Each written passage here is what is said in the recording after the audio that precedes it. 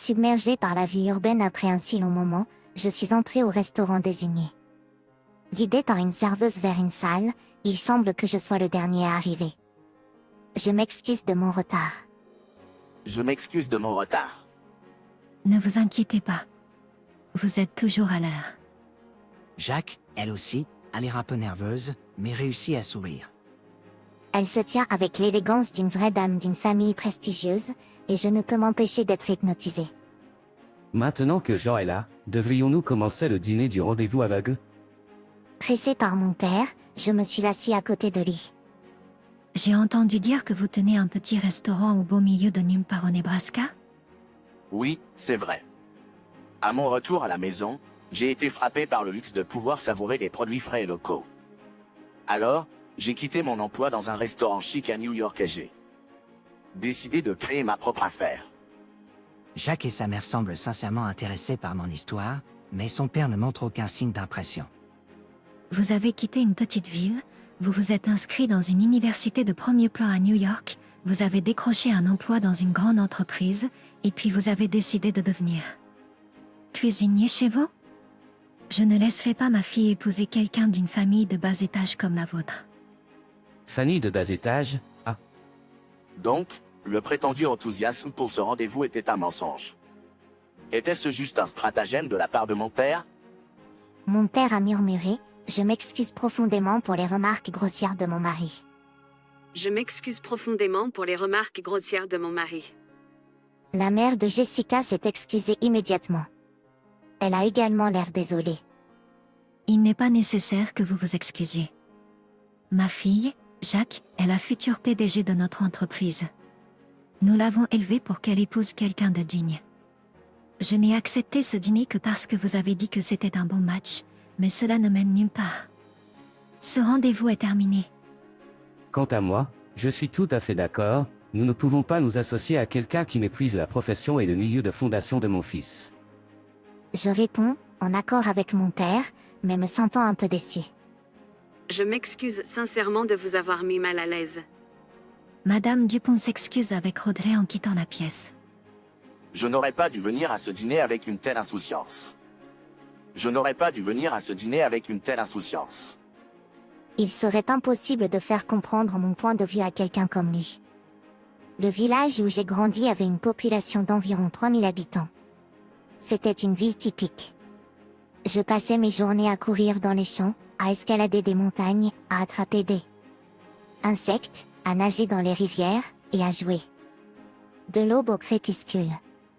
Les choses sont devenues un peu plus pratiques lorsqu'une autoroute a traversé notre ville, mais notre mode de vie est resté largement inchangé. Mes grands-parents, chez qui je vivais, étaient des agriculteurs, alors je les aidais souvent pendant la récolte. Mais mes moments préférés étaient consacrés à la cuisine. Comment enlever la tige d'une aubergine, ma grand-mère ou ma mère m'enseignait en m'aidant. Jean. La nourriture que tu fais est si délicieuse, ma famille complimentait, me donnant envie d'apprendre et de cuisiner encore plus. Comment enlever la tige d'une aubergine? Ma grand-mère ou ma mère m'enseignait en m'aidant. Jean, la nourriture que tu fais est si délicieuse, ma famille complimentait, me donnant envie d'apprendre et de cuisiner encore plus. J'ai toujours pensé que je passerais toute ma vie ici. Cela a changé quand je suis allée au collège. Ma sœur se rendait à l'école secondaire à 2 heures de route, tandis que mon frère partait dans une école à Chicago. Chaque fois que mon frère, qui avait déménagé, rentrait à la maison pour les vacances comme Thanksgiving ou Noël, j'entendais parler de sa vie en ville, et cela me donnait envie de ce style de vie urbain. Je veux aller à un lycée à New York. Lorsque j'ai partagé mes sentiments, mes parents, apparemment préparés à cela, ont respecté ma décision. J'ai ensuite été inscrit dans un lycée à New York avec une résidence. Ayant étudié dans l'atmosphère calme du pays, j'ai été surpris par le rythme et la culture de l'école de la ville, mais j'ai fait tous les efforts pour rattraper mon retard. Tous les efforts ont porté leurs fruits, et j'ai réussi à entrer dans une université de premier plan. Tandis que je profitais de la vie en ville, j'ai réussi à équilibrer les loisirs et les études, ce qui m'a finalement permis d'obtenir un emploi dans une entreprise de premier plan. Vivre dans la ville était supposé être mon rêve, mais ce n'était pas le cas. Tout ce que je ressentais, c'était de l'étouffement. Les relations interpersonnelles tendues, le bruit constant, le sentiment d'être toujours pressé, c'était écrasant. Mon point de bascule est venu lorsque je suis dans un restaurant chic pour un dîner d'affaires. C'est délicieux. À ce moment-là, j'ai ressenti un non-désir de créer de tels plats moi-même. J'ai réalisé à quel point j'aimais cuisiner. Pourtant, je me sentais incapable de rentrer chez moi. Après être allé aussi loin, je me sentais comme s'il n'y avait pas de retour en arrière. J'ai quitté mon emploi et j'ai décidé d'assister à une école de cuisine. Après avoir obtenu ma licence de cuisinier, j'ai commencé à travailler dans un restaurant de la ville. Au début, c'était difficile. Je me suis retrouvée avec des tâches comme le nettoyage, le magasinage et la plonge. Et juste au moment où je pensais pouvoir cuisiner, je me suis retrouvée à éplucher des carottes jour après jour. Mais progressivement, j'ai été confiée à plus: la préparation de poissons et de viande, la friture, la grillade, la cuisson à la vapeur. Après une décennie, je suis finalement devenue un cuisinier reconnu. Maintenant, je peux tenir ma tête haute quand je les vois. Avec cette pensée, je suis retournée chez moi dans ma maison d'enfance avec un esprit élevé.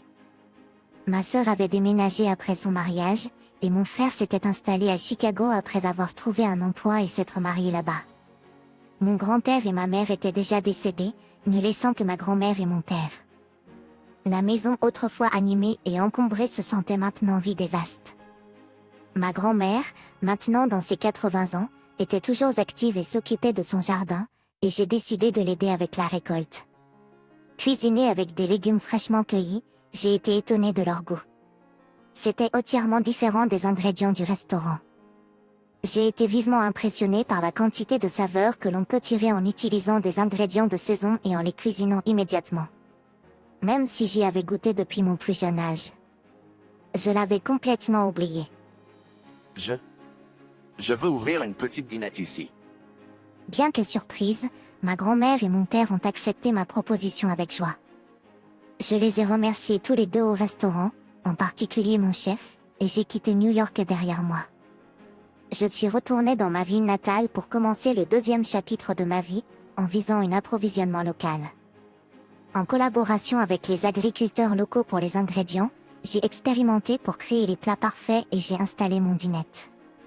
Bien sûr, les choses n'ont pas décollé immédiatement. Au début, seules quelques personnes âgées locales s'arrêtaient, rendant la dinette presque étrangement calme. Heureusement, grâce à l'essor des médias sociaux, même une petite dinette de campagne peut atteindre un public mondial. J'ai commencé à poster des photos de mes plats sur Instagram, à partager le processus de cuisson sur Facebook, à Twitter des conseils de cuisson, à télécharger des vidéos de recettes sur YouTube et TikTok, et à interagir avec mon public en ligne. De là, des gens ont commencé à me suivre, à visiter ma dinette, à laisser des commentaires et même à la promouvoir sur Yelp ou leur blog. Ce n'était pas seulement des locaux, avec l'augmentation du nombre de touristes souhaitant expérimenter l'Amérique traditionnelle au-delà des grandes villes comme New York ou là. Avec l'augmentation du nombre de touristes souhaitant expérimenter l'Amérique traditionnelle au-delà des grandes villes comme New York ou là, j'ai remarqué une augmentation du nombre de touristes étrangers voyageant dans le campagne. Les gens qui voient mes messages sur les médias sociaux visitent ma petite taverne et la partagent ensuite sur leurs propres médias sociaux, contribuant à la diffusion de l'information. La cuisine traditionnelle américaine est louée, et grâce à l'afflux de visiteurs dans ma dinette, les auberges locales et les magasins de souvenirs ont également connu une augmentation de l'activité. J'ai été remerciée pour cette contribution indirecte. Pendant cette période, ma grand-mère a suggéré un possible rendez-vous pour moi, en disant « Jean, tu n'es pas obligé de le faire si tu ne le souhaites pas, mais cela pourrait être solitaire de rester célibataire pour toujours. » J'ai toujours voulu me marier, mais approchant la quarantaine, j'ai commencé à ressentir quelque chose comme de la résignation. J'ai été surpris en regardant les photos de mariage et le profil d'une femme qui travaillait pour une entreprise majeure et était très belle. J'ai me demandé pourquoi elle voudrait m'épouser quand elle pourrait facilement trouver quelqu'un de mieux. Elle est bien au-dessus de ma ligue. J'ai dit, en refusant l'offre, mais ma Grand-mère a insisté en disant que la femme était très intéressée, alors j'ai accepté de la rencontrer. Plus tard, en pensant que je pourrais aussi bien en profiter pour mon voyage à New York, j'ai décidé de montrer mon père autour. Je l'ai emmené dans un restaurant chic où je dînais fréquemment. Auparavant et je l'ai présenté à tout le monde.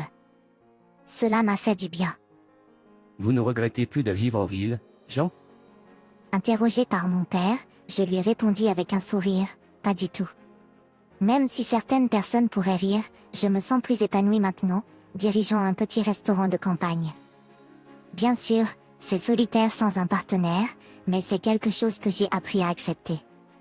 Un soir en rentrant à la maison de mes parents, le téléphone sonnait. Ma grand-mère était dans sa chambre et ne semblait pas l'entendre. Alors que je marchais de l'entrée pour décrocher le téléphone, une voix désespérée cria, « S'il vous plaît, considéreriez-vous un autre rendez-vous aveugle? Nous viendrons chez vous cette fois. » C'était le père de Jacques. Quand mon grand-père est décédé, ma grand-mère a hérité de ses actions. Comme mon père avait un nom de famille différent et n'avait pas pris notre nom de famille, Jessica Esfater n'a jamais imaginé y avoir de connexion. Mes grands-parents sont du côté de ma mère. Comme mon père avait un nom de famille différent et n'avait pas pris notre nom de famille, Jessica Esfater n'a jamais imaginé y avoir de connexion. Vous ne vouliez pas éviter de vous impliquer avec une famille de bas niveau à la campagne? À ma remarque sarcastique, son père était extrêmement désolé. Me demandant si je n'avais pas été trop bruyant, je m'excusai, indiquant que je laissais ma grand-mère prendre le relais de l'appel. J'ai entendu l'histoire de Lisa et Jacques. Après tout le mal que vous vous êtes donné pour organiser la rencontre, vous l'avez gâché. J'ai appris de ma grand-mère après cela. Lorsqu'elle a assisté à une fête de fondation pour l'entreprise dirigée par le père de Jacques, elle l'a salué ainsi que sa femme. Le PDG a quitté son siège tôt, mais ma grand-mère a continué à discuter avec sa femme. Jacques s'est joint à eux, et ma grand-mère a mentionné, « J'ai un petit-fils du même âge que votre fille. » Elle a parlé de moi, de mon retour dans ma ville natale et de mon restaurant. Suite à cela, Jacques et sa mère ont visité mon restaurant, appréciant la nourriture. Pendant ce temps, sa fille a été attirée par la façon dont je travaillais, et après en avoir parlé à sa mère, le sujet de ce rendez-vous arrangé est venu. Lorsque j'ai découvert que l'autre partie était vraiment intéressée, j'ai senti une chaleur inhabituelle se répandre sur mon visage. Je me suis sentie gênée, réalisant que cette belle femme s'intéressait réellement à moi. 2 semaines plus tard, Giovanni. j'ai accueilli les invités avec entrain, mais mes mots se sont coincés dans ma gorge. Je m'excuse au nom de mon père pour son comportement grossier l'autre jour. Nous voulions nous excuser plus tôt, mais les choses se sont compliquées.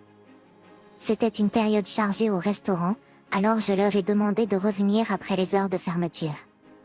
Mon mari et moi allons divorcer, et je vais reprendre l'entreprise.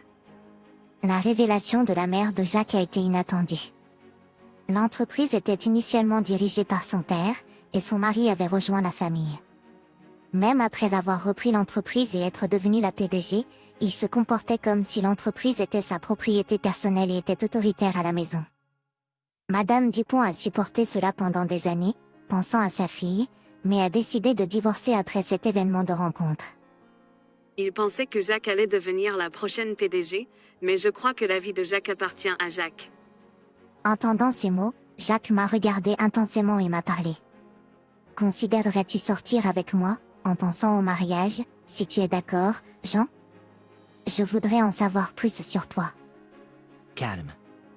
Ma grand-mère, assise à côté de moi, m'a donné une plaque dans le dos. Jean, pourquoi ne réponds-tu pas comme un homme? Jean, pourquoi ne réponds-tu pas comme un homme?